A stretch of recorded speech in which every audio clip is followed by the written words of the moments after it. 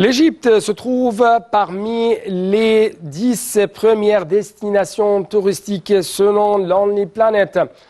Cependant, on trouve que le magazine italien Egitto a réitéré. L'Égypte est un pays magique et légendaire. Mesdames et messieurs, bonsoir. Je suis tout à fait ravi de vous retrouver dans cette nouvelle édition dans votre émission hebdomadaire Indice, votre fenêtre sur le monde de l'économie égyptienne spécialement, sur les grands chiffres qui ont marqué la scène égyptienne durant les derniers jours. Justement, aujourd'hui, on va parler de la reprise du tourisme en 2020 ici en Égypte.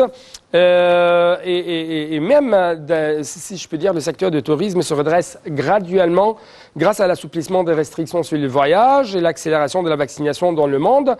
Il y avait quelques statistiques, par exemple, 54 millions de touristes ont été recensés à travers le monde en juillet dernier, soit le chiffre le plus élevé jamais enregistré depuis le début de la crise sanitaire en avril 2020. Selon l'Organisation mondiale du tourisme, OMT, ce chiffre est un bon signe pour le tourisme mondial. En revanche, on est encore loin des 164 millions de touristes recensés en juillet 2019. Cependant, 2020 reste une année difficile pour le tourisme mondial. Les arrivées internationales de janvier à juillet étant de 80% inférieures à leur niveau de 2019. Au niveau de l'Égypte, un rebond du mouvement touristique a été aussi recensé en juillet dernier après plus de 18 mois de restrictions de voyage liées à la pandémie du Covid-19. D'après les chiffres du ministère du Tourisme, l'année 2020 n'a attiré qu'un quart des touristes de 2019. Pendant le premier trimestre de 2021, l'Égypte a accueilli 300 000 touristes et pas moins. Depuis avril, ce chiffre est passé à un demi-million de visiteurs mensuellement.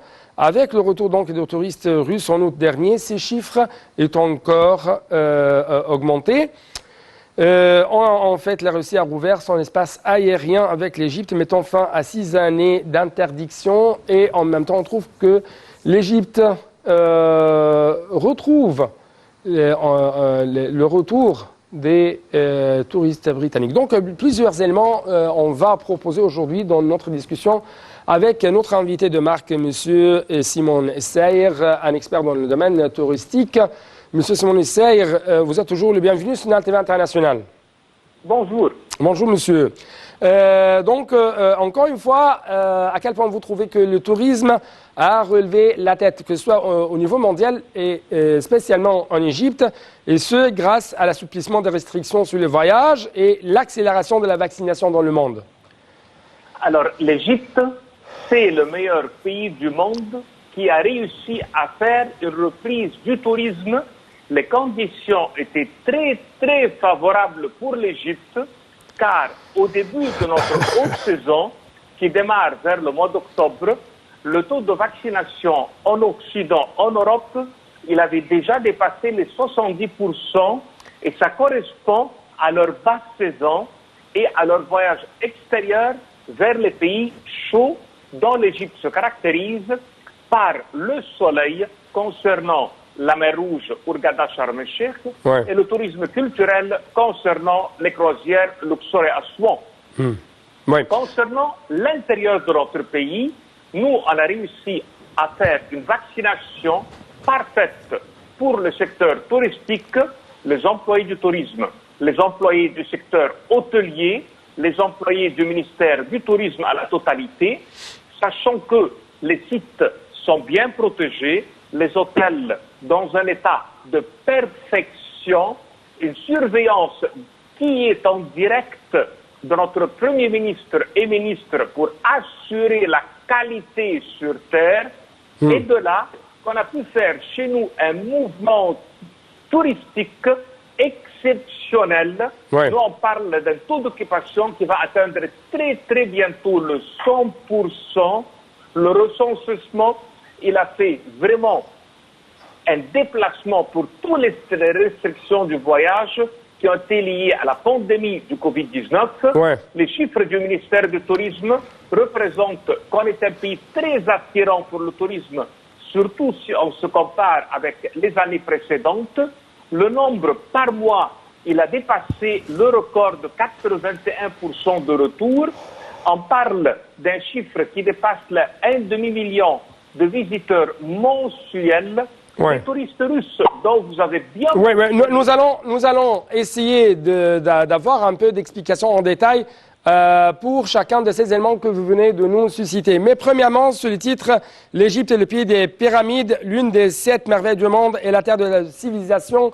Lonely Planet, la plus grande référence et guide du voyage autour du monde, place l'Égypte parmi les 10 premières destinations touristiques où vous pouvez, c'est-à-dire les touristes, voyager en 2022. Donc, à quel point vous trouvez que l'Égypte maintient toujours la confiance mondiale en tant qu'une destination touristique? L'Égypte est numéro 1 mondialement pour le progrès et sur l'échelle internationale, c'est le pays le plus respectueux dû aux chiffres qu'on va déclarer maintenant. En premier, pour les recherches archéologiques et les découvertes, nous, on a fait des découvertes merveilleuses presque à toutes les semaines, dont la dernière qui a été déclarée, qui a été à Saqqara, une merveille. Ouais. Vous parlez des momies, des masques, de l'or, des bijoux, c'est merveilleux. En deuxième degré, on parle des temples et des monuments qui n'ont pas d'équivalent. À l'exemple, les pyramides d'Égypte, le temple d'Abou Simbel, le temple de Karnak. Karnak, le deuxième plus grand temple du monde après le temple d'Angkor. Les pyramides d'Égypte qui ne se comparent à aucun monument du monde, vu que jusqu'aujourd'hui, personne n'a réussi à savoir comment l'être humain peut construire une merveille pareille. Et quand on parle du temple d'Abou Simbel qui a été taillé, creusé dans les roches, dans les montagnes, dans le désert aride, en plein sud d'Égypte, dans la Nubie, alors nous, on possède des points qui n'ont pas d'équivalent sur l'échelle mondiale de point de vue attraction. Les travaux intérieurs de l'Égypte, comme par exemple la transformation de la ville de Luxor, pour qu'elle soit un quartier dans lequel on se promène à pied et on découvre tout, comme par exemple l'allée des Sphinx, la liaison 30 minutes à pied entre Karnak et Luxor, et d'ici que ce sont des éléments culturels qui sont, je ne dirais pas compétents. Oui. Et si monsieur Simon, permettez-moi même de vous proposer quelques déclarations faites, par exemple, par le magazine italien Egitto. D'après elle, l'Égypte est un pays magique et légendaire. D'après elle encore, l'Égypte a été habitée par les pharaons qui y menèrent une vie de luxe. Donc, c'est le patrimoine ou c'est la culture qui parle. Mais justement, sur le terrain, il y avait des témoignages très importants révélés par les touristes qui sont arrivés ici en Égypte durant les derniers mois. Par exemple, il y avait des sondages menés par des agences de presse, que ce soit nationales ou internationales.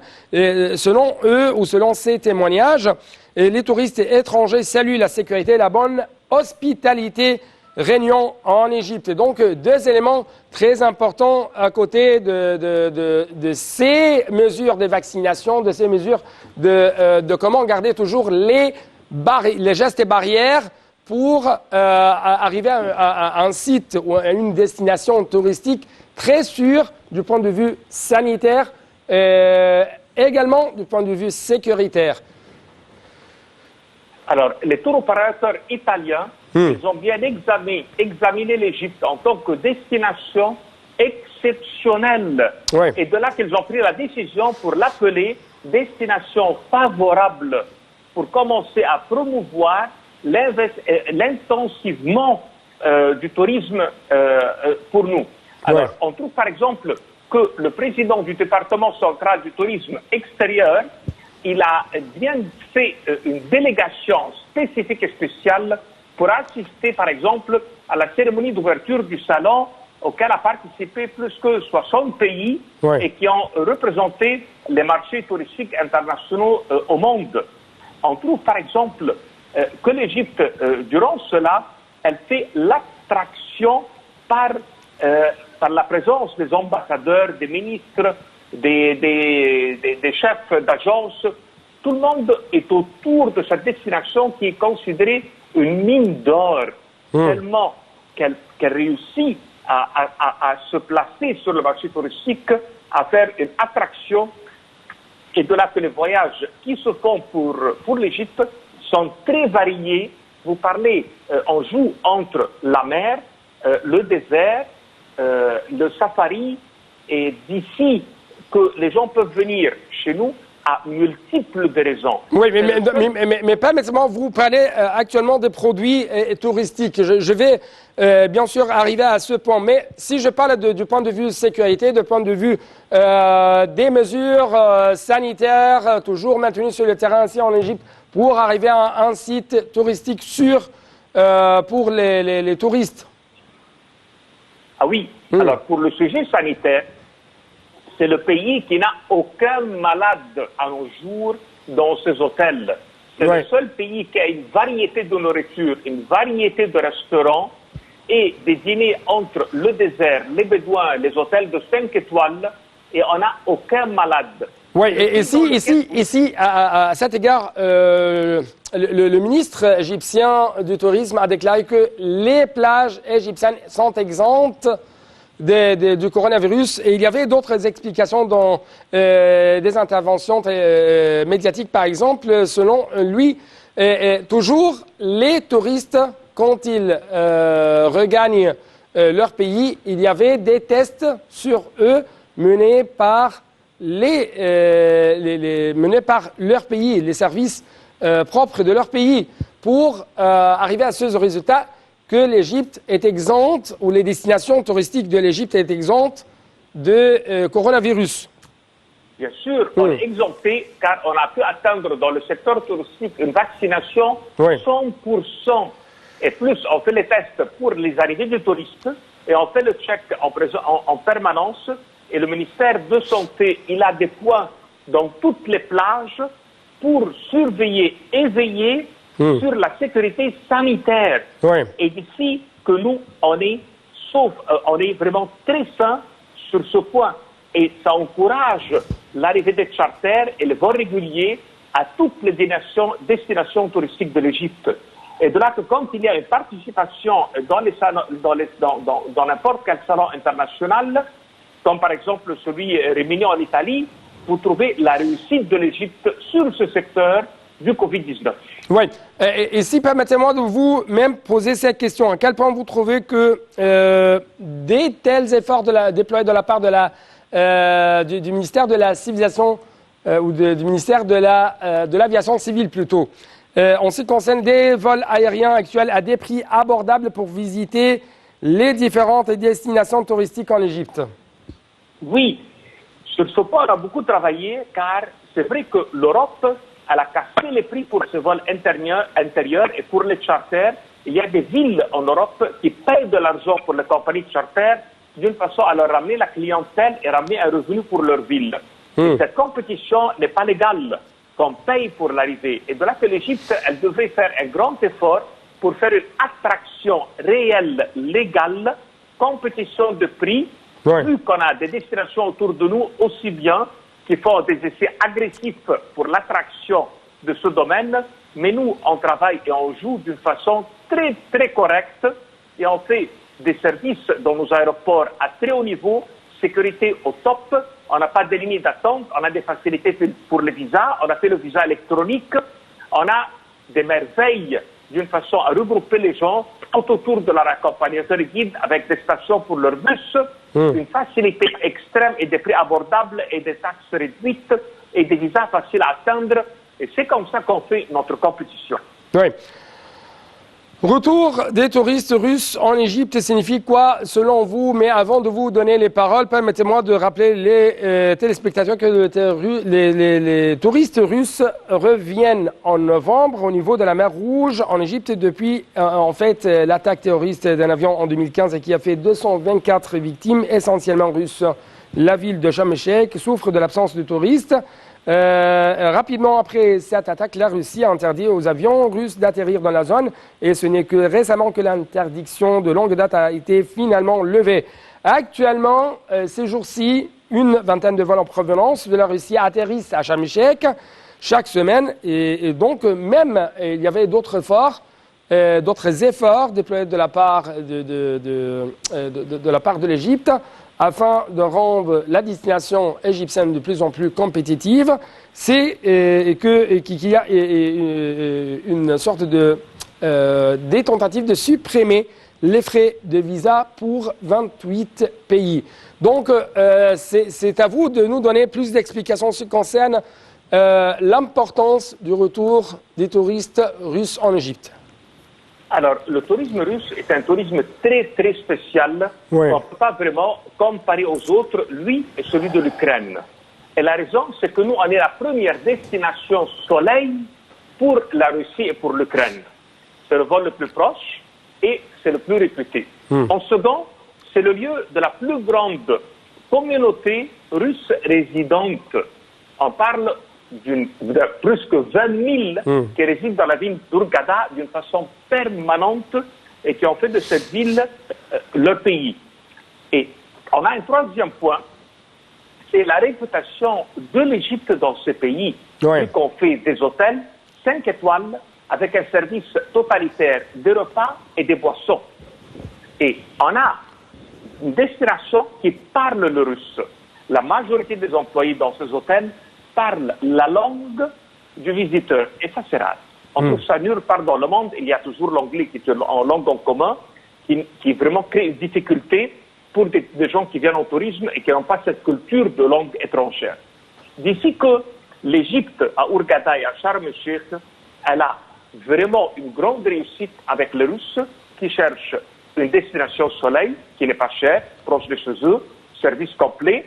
En plus que celui qui ne veut pas faire la plongée, il y a d'autres voyages qui peuvent se faire, religieux s'ils veulent aller à Sainte-Catherine, le désert avec les 4x4. On a même aujourd'hui un ski sur sable qui se réalise autour desquels les promenades, les dromadaires, le ski et tout ce qui est balnéaire. Oui. La Russie, pour nous, est un pays qui nous a ramené plusieurs vols par semaine et le nombre de touristes par année était à 3 millions de personnes. Et plus les investisseurs russes qui plaçaient leur argent en Égypte, que ce soit dans les services des agences de voyage ou la construction des hôtels. Ouais. Nous ne pouvons jamais être en lien avec le pays, la Russie, dans tous les domaines, Ouais. comme par exemple le barrage d'Aswan, le nucléaire, les stations de gaz, les projets intérieurs Ouais. de l'industrie. Une coopération fabuleuse. On est deux pays amis. On est deux pays qui ont fait de tout ensemble dans les domaines touristiques. Et même, il y avait une volonté populaire, C'est comme ça que- très populaire au sein de la Russie pour, bien sûr, reprendre de tels vols vers l'Égypte. Et en fait, j'ai rencontré des touristes russes qui étaient vraiment très tristes de revoir de telles restrictions dans les dernières années. Un autre sujet très important, c'est le retour des touristes britanniques sur la scène touristique égyptienne. Qu'est-ce que ça veut dire? Est-ce que ça représente un coup de pouce au tourisme égyptien? Oui, le tourisme britannique pour l'Égypte. Pourquoi, oui. Parce qu'eux préfèrent plutôt des stations qui ne sont pas assez répandues, comme par exemple résider dans la ville de Luxor. Ce sont des gens, quand ils résident chez nous pour 1 mois, 2 mois, 3 mois, ils créent par personne. Oui, Monsieur Saïr. En tout cas, on va essayer de continuer dans notre discussion avec Monsieur Saïr, mais justement, je dois vous rappeler, chers téléspectateurs, que par exemple, Abu Simbel a reçu presque 56 ambassadeurs qui ont tissé les drapeaux de leurs pays respectifs, et ça pendant, bien sûr, une journée très distinguée dans, si je puis dire, l'histoire et le jour de l'Égypte. Bien sûr, il y avait un phénomène très important. Il s'agit de la tombée perpendiculaire du soleil sur le temple d'Abu Simbel, qui a eu lieu 2 fois par an. La première fois le 22 octobre et la seconde le 22 février. Donc il y avait si je peux dire, des cérémonies organisées ou consacrées à cet événement, organisé bien sûr par le ministère égyptien du Tourisme. D'autre part, on trouve qu'il y a justement ces jours-ci des préparatifs sur le terrain dans la région du temple de Luxor en prévision de la cérémonie d'ouverture de l'allée de Cryos-Sphinx. Et bien sûr, il y a toujours où nous attendons toujours les dernières touches qui seraient mises dans les semaines à venir en prévision de la cérémonie d'ouverture. Donc, nous avons récupéré le contact téléphonique avec M. Simon Sayer. Monsieur Simon. Bonjour, oui, je vous écoute. Oui. Donc, encore une fois, nous avons parlé de l'importance du retour des touristes britanniques dans le marché égyptien, le marché touristique égyptien. Oui, parce qu'on disait que pour les Britanniques, quand ils viennent en Égypte, il y en a qui font des résidences à long terme. Ce qui veut dire que s'il fait chez nous 3 mois de résidence durant la saison d'hiver, ça veut dire 90 nuits touristiques. Et ça, c'est une grande importance. Le deuxième point important, c'est les dépenses. Alors, la dépense, par exemple, varie par nationalité. Il y en a qui dépensent $300, $200, $100 par nuit. Et le touriste britannique est parmi les formules assez élevées. D'ici qu'on lui donne une grande importance. Le retour pour l'Égypte est un retour important vu qu'il réside dans des destinations comme celle de Luxor, Aswan et Sharm el-Sheikh. Et c'est une clientèle en même temps qui vient avec, on peut dire, des activités exceptionnelles. Car ils aiment bien être dans l'ambiance égyptienne. Ils essaient de faire un peu ce qu'on dit vivre avec l'habitant. Ça veut dire être dans les villes et non pas être strictement dans l'hôtel, uniquement avoir sa boisson, son repas et rester sur la plage. Non. C'est des gens qui aiment à tous les jours prendre un taxi, une voiture, rentrer dans les sites, les musées et faire des tours. Alors, le retour en Égypte est considéré un bel investissement et en même temps, c'est une récupération de relations avec un pays de grande confiance pour les pays autour duquel. Alors, le retour du tourisme britannique va encourager les Français, les Espagnols, les Italiens et tous les pays de l'Européen. Alors, ça, c'est un coup de grâce pour le secteur touristique, le retour. Et vraiment, ça donne un conseil, entre guillemets, à tous les pays qui sont autour pour placer... C'est un indice très fort pour encourager les autres pays à arriver ici en Égypte. Parce que même les Français sont toujours très soucieux d'être ici en Égypte dans toutes les conditions, dans tous les cas. Et très rapidement, à la lumière de la reprise des vols d'Égyptaires entre Sharm el-Sheikh et Luxor, à quel point vous trouvez que l'Égypte cherche vraiment, comme des responsables gouvernementaux ont déclaré récemment, à créer des types de tourisme nouveaux pour offrir une expérience exceptionnelle aux touristes? C'est-à-dire une expérience qui va présenter la culture, les stations balnéaires, les nouvelles villes, les villes, par exemple, anciennes et ainsi de suite. Alors, le fait qu'on fait une ouverture de vol intérieur aujourd'hui est un grand pas qui marque le retour du tourisme. Dans le temps, on avait un seul vol entre les deux villes, c'était un mardi, ce qui compliquait beaucoup les voyages. Mais le fait de créer plusieurs vols par semaine donne une flexibilité pour les agences de voyage. Vu que chaque pays est là une journée de préférence pour placer ses vols pour notre pays. Il y a des pays qui préfèrent fin de semaine, un samedi, d'autres un lundi ou un mercredi. Le fait que nous on était fixés pour un seul jour faisait une grosse limite, mais l'ouverture actuelle va pouvoir faire des vols pour les stations balnéaires avec une journée à aller-retour Luxor, avec une croisière rapide à aller-retour, avec des promenades intérieures pour faire le culturel et le balnéaire. Cette ouverture fait que les gens qui ne peuvent venir chez nous qu'une seule fois peuvent tout faire. Au précédent, ce n'était pas possible. Mais aujourd'hui, vous trouvez par exemple une famille divisée en deux, entre celles qui veulent faire la Haute-Égypte et d'autres qui veulent faire la Basse-Égypte. La flexibilité des vols à petit prix fait la possibilité de faire une attraction à des gammes, à des couches qui n'étaient pas avant valables ou bien possibles à atteindre. C'est un grand pas qui marque la coopération intérieure à l'échelle internationale et que nous, on est sur les normes de l'Europe qui créent des vols avant la clientèle. Car il y a des pays qui attendent une grosse demande avant de créer les vols. Mais non, il faut faire les vols pour avoir la demande et c'est ce que l'Égypte a pu réaliser. Donc, à quel point vous êtes d'accord avec si je peux dire, des déclarations faites par des responsables gouvernementaux concernant le fait que l'État égyptien avait pris de nombreuses décisions inédites pour soutenir le secteur du tourisme. Bien sûr, on a pris des grandes décisions. Vous voyez par exemple le Grand Musée du Caire. Vous voyez les recherches qui ont pu atteindre des découvertes archéologiques avec des ouvertures pour les visites. Le musée de la civilisation qui a été inauguré. Les momies qui ont été exposées avec leur déplacement à l'échelle internationale. La partie culturelle entre Karnak et Luxor et l'allée des Sphinx et les 30 minutes à pied qui peuvent se faire en promenade. Ouais. N'oublions jamais tous les travaux qui ont eu lieu sur la rive gauche du Nil. Les permissions sur le fleuve du Nil avec toutes les restrictions pour limiter la présence du Covid-19 dans le pays et l'élimination de ce sujet dans les zones Hurghada et Sharm el-Sheikh. Alors, toutes les initiatives qui ont été faites avec l'encouragement du tourisme religieux qui se trouve actuellement chez nous, comme par exemple sur les pas de la Sainte Famille. L'Égypte a fait des pas dans ce domaine, vraiment un effort extraordinaire qui va rapporter un bon revenu et on pourrait de nouveau au GDP égyptien dépasser les 10% qui viennent de la formule du tourisme. Oui.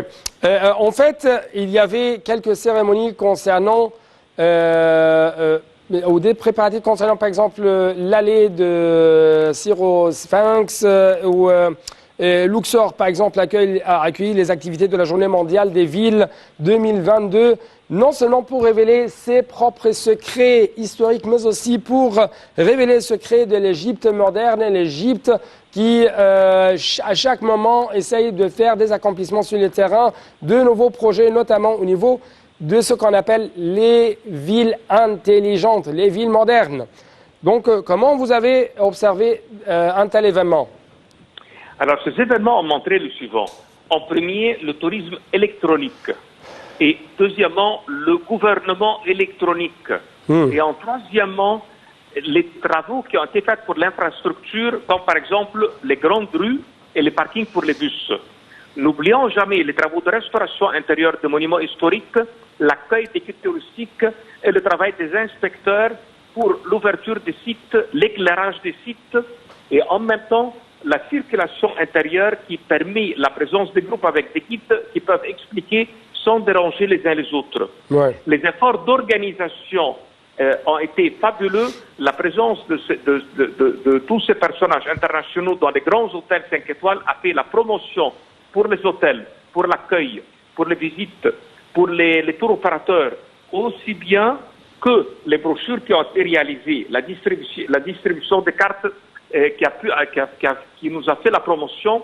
Ce sont des pas positifs pour qu'on soit sur l'échelle internationale à une image parfaite, compétente à l'Europe qui, depuis longtemps, a fait des grandes dépenses et des grands pas dont l'Orient était vraiment, on peut dire, un peu en recul. Mais dans les derniers temps, on trouve qu'à tous les jours, il y a quelque chose qui se fait. Récemment, on a fait 80 visas qui peuvent venir en facilité en Égypte concernant les visas. Ils peuvent faire leur demande à travers le système électronique. Alors, les facilités qui se présentent sont vraiment fabuleuses. N'oublions jamais que les prix chez nous sont encore assez bas. On n'a pas encore remonté les prix. Et on a fait beaucoup de facilités pour l'usage des appareils photo, ce qui n'était pas précédent, aussi bien pour le filmage. On trouve que le revue international présente l'Égypte à tout article. Oui. À quel point vous trouvez que, par exemple, des telles facilités comme un système électronique dans tous les aéroports, terminaux et ports va de plus en plus doper le marché commercial au sein de l'Égypte, les ventes qui ont